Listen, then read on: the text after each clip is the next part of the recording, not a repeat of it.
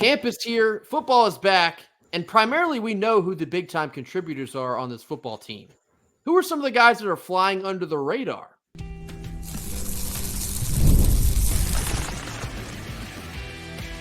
You are Locked On Wolfpack, your daily podcast on the NC State Wolfpack, part of the Locked On Podcast Network, your team every day. What's up, Wolfpack Nation? It's time to get locked in with Locked On. Thanks for making Locked On Wolfpack your first listen each and every day. We are free and available wherever you get your podcast and on YouTube, part of the Locked On Podcast Network, your team every day. Today's episode is brought to you by FanDuel. Make every moment more. The playoffs are gone, and sports have stopped sporting the way we want them to. FanDuel is hooking up all customers with a boost or bonus daily. That's right, there's something for everyone, every day, all summer long. Just visit FanDuel.com in order to get started. Happy Friday to all. As always, I'm Grayson Boone, joined by former Wolfpack defensive tackle Kenton Gibbs. Primarily know the starters for this team. We have a relative depth chart that we feel like we can formulate at this point in time in early August. But today we're going to spend some time talking about some of the guys that are flying under the radar as fall camp gets going here. The guys that are not exactly getting a whole lot of love in the media, but once the season actually starts, you could see their name on a regular basis. We're going to do one offense and one defense. We'll start here with the offense. Kenton, you want to go first? Yeah, for sure. So, part of me wanted to go with the backup quarterbacks in terms of Lex Thomas and CJ Bailey to see what was going on there, because there's a lot that's being made of Grayson McCall's health, but I don't even want to put that in the universe. I don't even want to put in the universe that those guys need to be good next year. So here's where I'll go instead. I want to hear about Dakari Collins. I want to hear about Dakari. Let me tell you why. You think about all of the new additions, and you think about KC as the best returner who did all these amazing things. We forget that there are guys already on the roster that are like, they're going to have to play big time, or they're going to have to be big time in order for things to kind of work out. And so, it's kind of a tie for me between Dakari Collins and Juice Vereen, because both of them fall in that category of they're immensely talented players that I'm expecting any moment to be the moment where they pop. Juice Vereen because of the versatility, position-wise. Do you play him out wide? Do you play him in the slot? Do you play him and in an H-back type of way? He can do a little bit of everything. Dakari Collins, in that we have a lot of similar styled receivers, if that makes sense. We have a lot of guys who can absolutely get it done in terms of the short area quickness, and KC being the main culprit, of course. But then you look at a lot of other guys that we have on this roster that are very good in that short area. You've got Noah Rogers, who's the wild card, the X factor in terms of like, how good is he? How good is his ceiling going to be? But we need that big body box out. Hey, if you are near the goal line, I feel good if they're saying, hey, we're going to double KC and Noah, we're going to go one-on-one with him without our best guy. Yeah, I feel good about those odds. I think Dakari Collins and Juice Vereen both have to be guys that, show something, show a lot of improvement from year over year to me. I really like the Dakari Collins answer, and you're right, because he is, in a sense, being forgotten about a little bit. He is a returner. He is expected to contribute on a very high scale here in 24. Another one of these guys that was really highly recruited out of high school. He went to Clemson, couldn't really crack the lineup, ends up here at NC State. He had to work through injury for the majority of last spring, entering last year in 2023. And then as you saw toward the end of the year, really started to come on strong. His best game was arguably the Dirty Foot Club to finish the regular season. He caught one of those touchdowns from Brennan in the back corner of the end zone. And when you have a performance like that in the last game of the regular season, in a sense, it sets the stage for you for the year after that one. And that's where Dakari Collins, I think, can really flourish here in 24. And we've made a lot out of KC and the Noah Rogers and Wesley Grimes and all these new pieces to the offense. Don't forget that Dakari Collins is a long, very physical wide receiver. Take the top off of the defense if you take your eye off him for long enough, and perhaps you'll find that scenario play out because of the attention that Noah Rogers requires, or KC, or Jordan Waters out of the backfield. I think Dakari Collins could be primed for a very nicely productive season here in 2024. My answer, and I'm kind of worried that he's not really flying under the radar anymore, because I think as the summer's gone on, he's picked up a lot more traction in getting attention here. I'm going with Justin Jolie. And I've told you throughout the summer that when we talk about this type of thing, this is who I'm going to fall back on. He's a monster. He's a freak of nature. And I still think that people are not talking about him enough. And perhaps it could be because he played at UConn last year. Respectfully, UConn's not drawing in a lot of eyeballs, but he had a really good season for the Huskies. He was one of the top tight end prospects in the portal. NC State was lucky enough to get him. You plug him into this offense and kind of in the same breath as Sakari Collins, when you have to worry about so many other weapons on the team, Justin Jolie is the type of guy that will pick a defense apart. And another sentiment I've seen thrown around quite often is when Grayson McCall was down at Coastal, one of his favorite targets during his time there was Isaiah Likely, tight end. A big tight end. He's now in the NFL. If he can generate that very similar connection with Justin Jolie, that makes him dangerous. Like, really, really dangerous. Last thing on Jolie, I remember when we had him here on our show shortly after he committed back in December, Justin brought up that some of Robert and I's first conversations with him were showing him film from Aronde Gadsden at Syracuse and kind of illustrating, we can use you in very similar fashion and you can be electric for this offense. And right then, from that point on, I was sold on Justin Jolie. So my offensive player flying under the radar is Justin Jolie. Now let's flip over to defense. Who you have, Kenton? Yeah, so for defense, I'm looking at Travali Price. And let me tell you why. He's kind of sliding under the radar as like he's probably going to be the starter opposite Van and Cleveland. He's probably going to be the guy. So what's the deal there? And that's why I want to hear about him. That's the guy that I'm like, I think that this defense can go to the next level if he's really good, because again, he's a guy that if he can be in a similar vein to what Davin Van was last year, you are looking at an absolutely terrifying, not just front line, but rotation.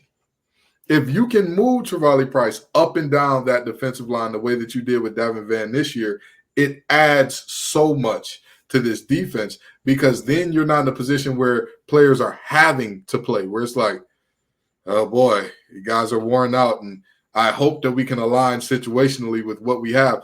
Instead, you can say we will always have exactly what we need for any given moment. We will always have, in terms of we need to stop the run. Hey, we need you to get out there at the end. We need you to get out there at 4 hours, whatever the case may be. Go ahead and handle your business. Hey, it's a third and long package.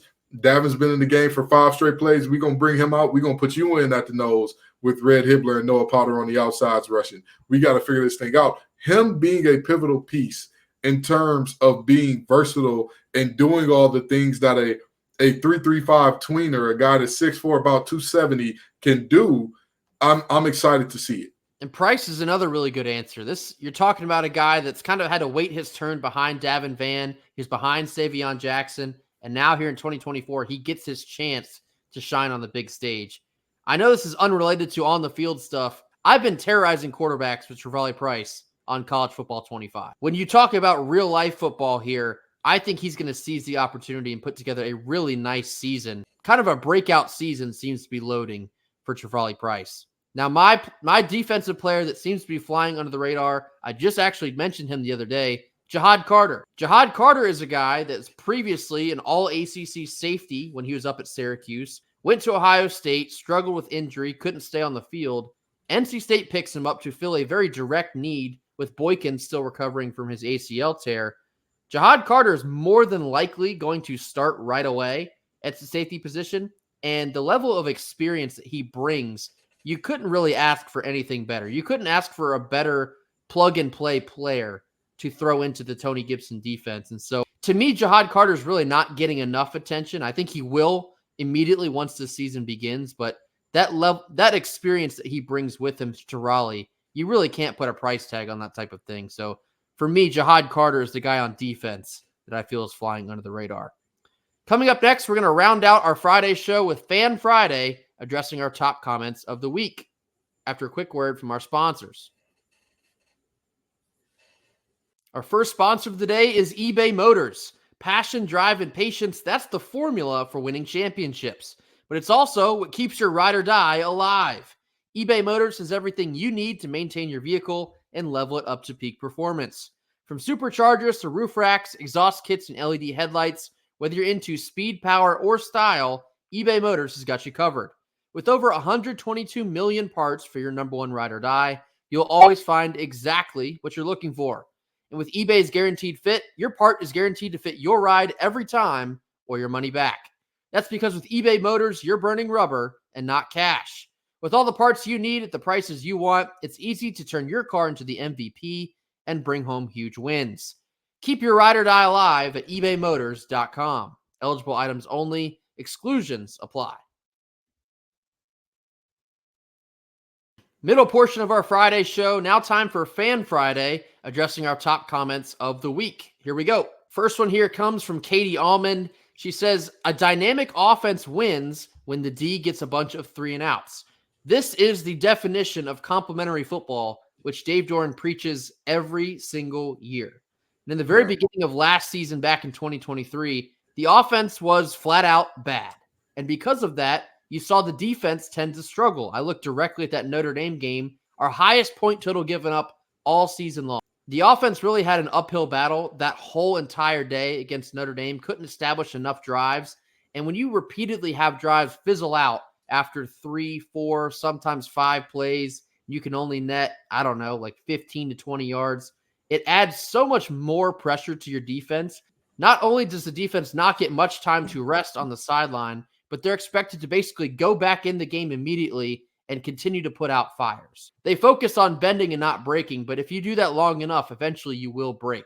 The Duke game, another perfect example. On the road, first start on the road for MJ Morris. The offense was anemic, and because of that, you saw Duke kind of chip away and chip away and chip away. That pump fake on the outside that we bid on, and their backup quarterback threw like a 70-yard bomb. That was essentially all she wrote. So complementary football goes a really long way. And when we reconfigure this entire offense to be so electric, you feel that maybe NC State football is more balanced than we have been in quite some time. You know, I want to give a slight pushback here because the idea that, you know, the defense needs to get a bunch of 3 and outs to make a dynamic offense win, a little problematic to me. I believe every champion in the past, I want to say, I can't remember how long, has had games where whatever their strength was not rolling on that day, right? You look at the University of Michigan last year, they were whooping the wheels off teams and allowing single digits in every game except Minnesota, which was 52-10, and Purdue, which was 41-13. And then all of a sudden against Penn State, not only does Penn State score more than any other team that's played them all year with 15, but their offense was held to their lowest statistical output all season up until that point. And actually, I believe that was their lowest statistical output of the season, period. So I say all that to say, sometimes it is going to be a situation of, you know, not just complementary football, but sometimes even your strength is going to be a little out of whack. And that is why champions are not champions, because they're really good at 1 or 2 things. Because if that was the case, if being good at 1 or 2 things was the way to get it done, triple option teams would be dominating college football left and right. It's the idea that all of these things have to work in unison. You have to have, like, you know what? Your defense doesn't have it today.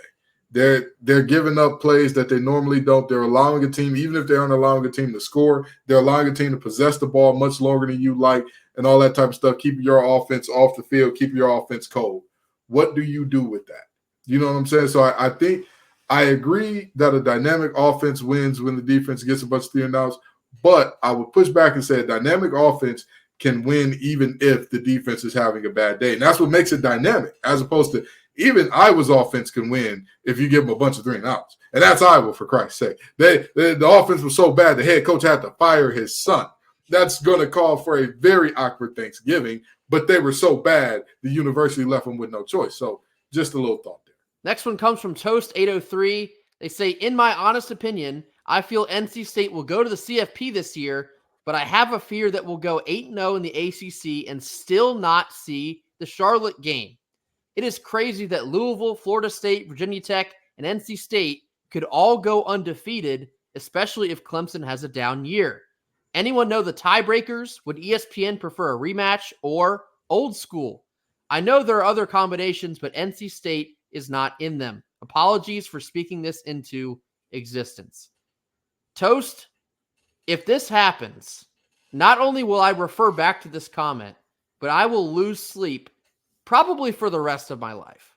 If NC State goes 8-0 in the ACC and still doesn't get to the ACC championship and then subsequently the CFP, we're going to lose our clean rating on here. I can almost guarantee that. I will not be able to stomach a world in which we go undefeated in the conference and we still have nothing to show for it. Now, I don't presently know how the tiebreaker situation will work, but after reading this comment, I will also lose sleep over that if I don't have the answer for it. So I will work on that. I will get back to you. I pray that this doesn't happen. Only 2 clear-cut teams that'll make it to the ACC championship. I know that's probably asking for too much. I'd have to imagine some kind of tiebreaker will come into advance. If NC State gets the short end of the stick off of a tiebreaker, it's like that is a absolute nightmare scenario. Yeah, so I'll say this. Louisville has a guy named Tyler Shuck at quarterback. He breaks his bones every day when he wakes up. He tears every ligament in his body every night when he tries to go to bed. You don't really have to worry about them going undefeated. Obviously, I'm joking. That's being hyperbolic. But, like, as much as people talk about Grayson McCall's injury concerns, there is a young man in this conference with, like, 4 times the injury history. And everybody's just like, yeah, that team could possibly win an ACC championship. I don't believe in that team. I don't believe in him. So we'll eliminate them. In the case of a 3-way tie, that is an extremely interesting proposition. I think that whichever way the tie shakes out, if it's based off of who's ranked the highest or, you know, if it's based off of who has a stronger strength, who knows? What I do know is this. The statistical probability of a tie, very low, but not impossible. With that being said, I refuse to lose sleep over this because, again, take care of the main thing. If NC State figures out how to take care of the main thing, honestly, if they go 8-0 in conference and don't get to the conference championship, I still see it as like you kind of have to include them in the CFP.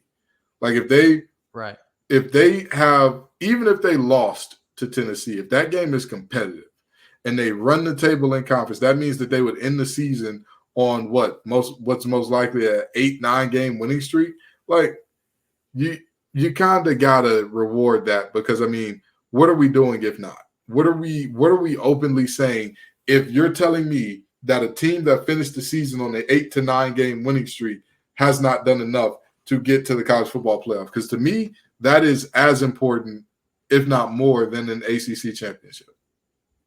Now that you mention it, I feel like the highest ranking is probably how they do it, but yes, I will be looking into this. Last one here of our first block of Fan Friday. This one comes from Andy Alcon. He says, love the optimism and don't disagree, but this sounds like a rerun of last year's quarterback hype. What gives you so much confidence that Grayson can have that bounce back season that Brennan Armstrong didn't, other than the weapons around him and the fact that he won't be playing in a Tim Beck offense? Love Brennan Armstrong and what he did, but it did fall short of what we hoped for.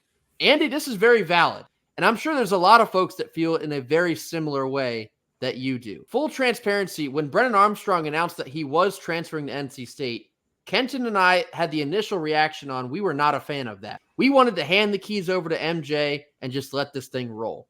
Over time, through the spring, through the summer, and into fall camp, I had talked myself into Brennan Armstrong being the guy at the quarterback position. Reuniting with Robert and I, the best year that both of them had was together at Virginia, and I figured if they could find their way to rekindle that here at NC State, it would really make things go. What happened was obviously not that. The offense struggled for the majority of the year. Brennan Armstrong ends up turning into a hero in the last 3 games of the season, but you're absolutely right. Brennan Armstrong did not look the way that some of us had hoped that he would. So now you look at a very similar situation. You're bringing in a 1-year rental quarterback, a ton of experience. However, you don't know how it's going to click immediately with Robert and I. What I will say is this. The weapons that Grayson McCall has at his disposal is better than anything he's experienced at Coastal. I can guarantee you that. The second thing, see, you've noted he's not in a Tim Beck offense. Kent and I both have very strong opinions about how one of those offense tends to go. We're glad that we're no longer dealing with it here.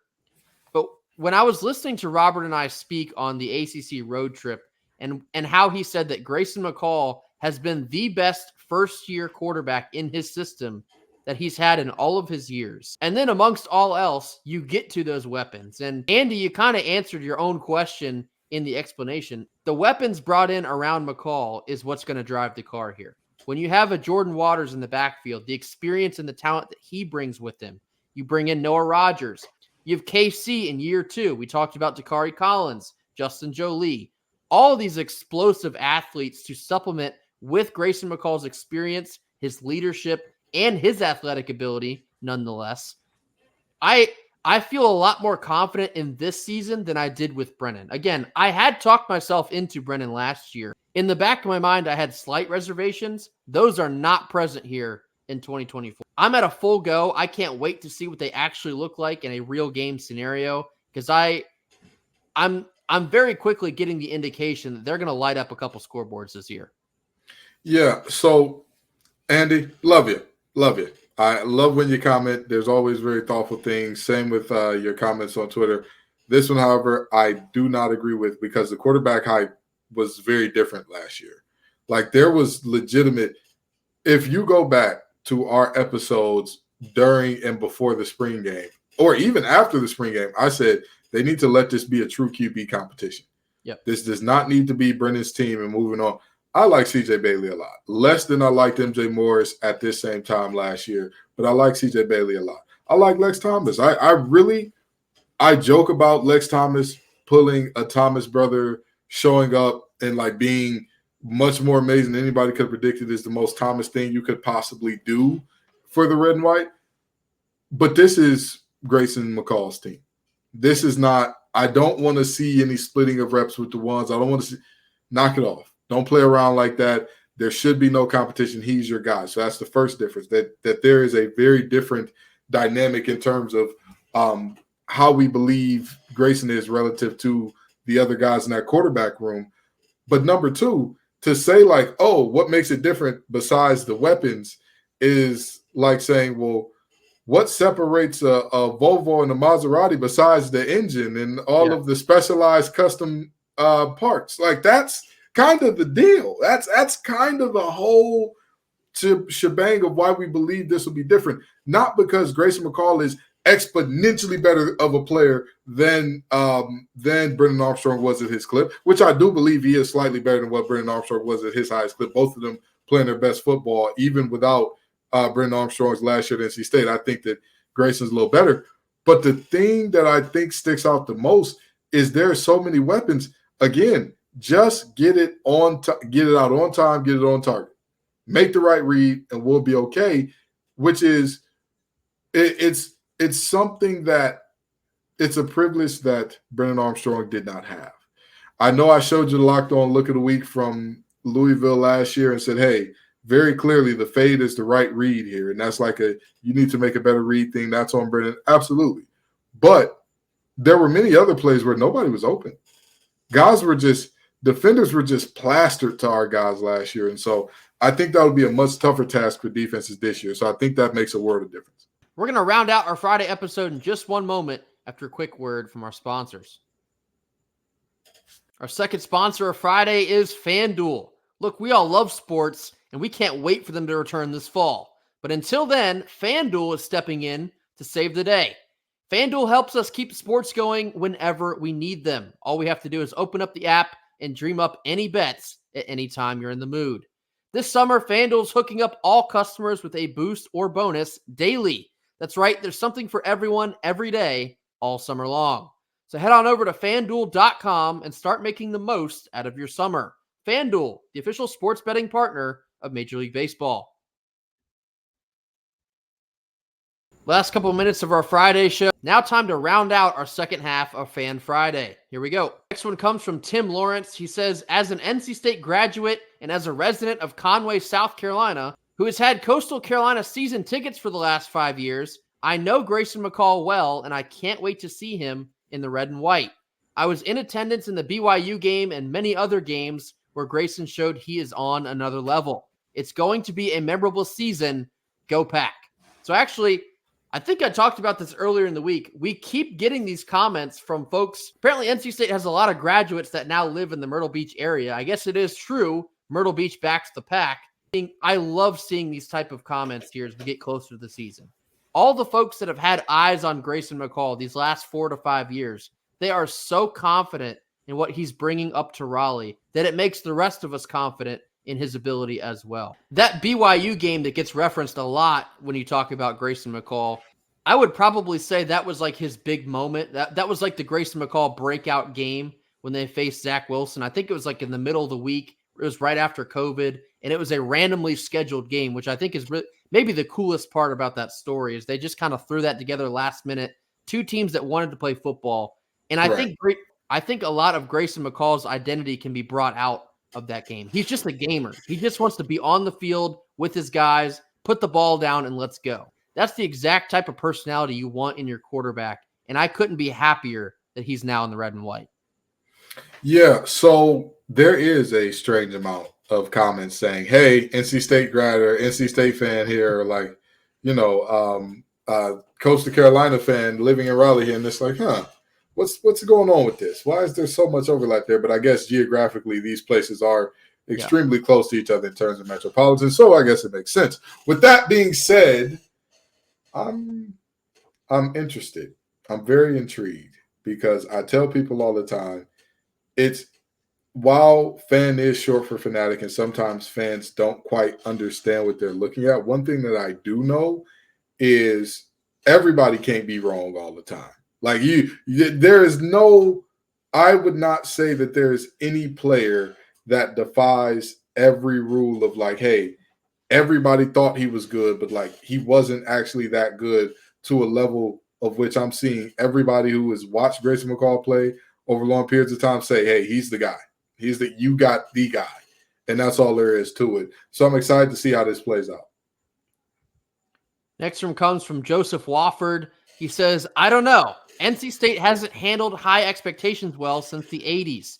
Doran's teams don't seem to perform to expectations until the fans threaten to burn the place down to the ground after a sloppy loss. Think Duke last season. So, Joseph, I'll say this. I do understand where you're coming from. Listening to a couple podcasts that are nationally based, kind of no bias toward NC State at all, I've listened to what they think about NC State against Tennessee and against Clemson because those are the two biggest games on the schedule.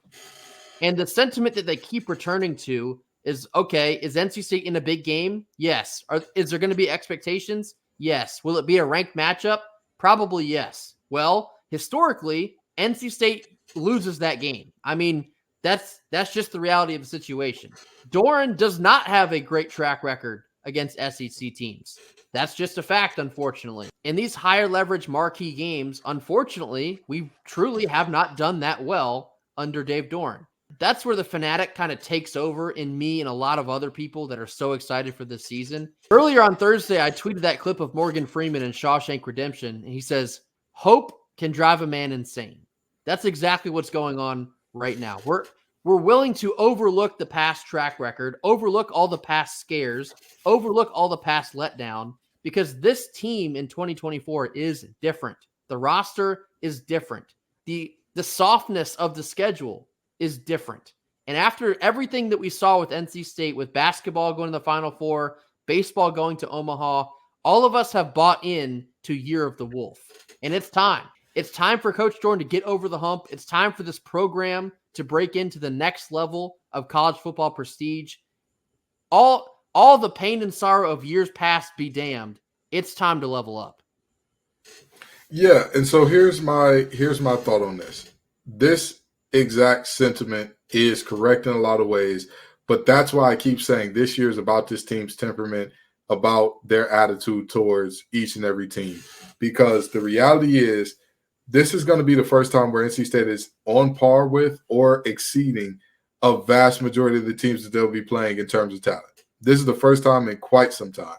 I think everybody except Clemson and Tennessee, people would say, like, talent-wise, man for man, they aren't really in that same tax bracket as NC State. So with that in mind, this is about, is this team prepared to beat teams they're supposed to beat consistently? Is this team prepared to not have to need that sloppy loss to get it going. So I understand that you're waiting with this cautious, I'm not so sure I want to lean into it yet. But I'm going to tell you this, as a lifelong Lions fan that just saw them win the division for the first time in my lifetime, for those of you who don't know, 30 is not around the corner for me. It is on my doorstep looking at me like, you didn't answer my hey, big head text. What's going on? So, it's a different time. Yes, NC State has not done that well since they did. Yes, Doran has not done certain things well, but I'm going to tell you, you have to believe that it can turn around. You have to believe that it can happen. But more importantly than us having to believe, the guys in the locker room have to believe, because Grayson and I will openly tell you, we didn't believe in Keats heading into the ACC tournament. We thought, hey, he's done. It's been nice. It's been a fun run.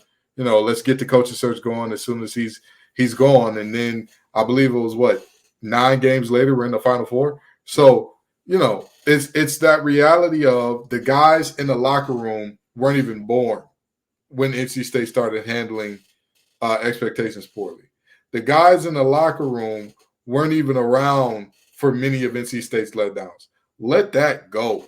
Let it go. Don't pay attention to it. Don't feed it. Just go. Speaking for the guys on the team. As fans, I get it. I understand why there's that apprehension. And last one here from Lynn Williams. They say Jordan Waters specifically called out Duke Scott as an extremely talented back and one to watch going forward.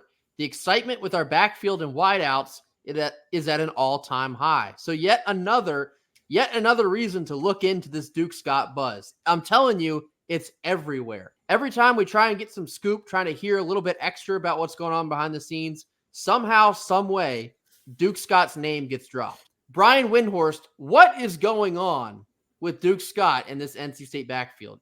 Is he going to be this year's version of KC Concepcion, where he kind of comes out of nowhere and just takes the country by storm? I don't really know what to expect at this point, but when you hear his name so many times in a short span with fall camp just getting going, I'm starting to think that we're going to see a lot of Duke Scott this year. I'm not expecting him to have a KC type of year, but if he did, how insane would that be? This young man, like Grayson said, we keep hearing about him. Every time we ask around, like, hey, what's going on in camp? What are you seeing? We hear about him. This young man, again, I'm thinking to myself, what is his ceiling? And I'm seeing something like what Cal has with Jay Knott, just combine that with an offense that's not completely veckless around it. And that's what you're seeing here. I think that this young man can be so special because, again, we talk about all these weapons on the perimeter, and what does that make defenses do? Well, I got to go too high now because I need more guys in coverage. But what happens when you go too high? The box is lighter.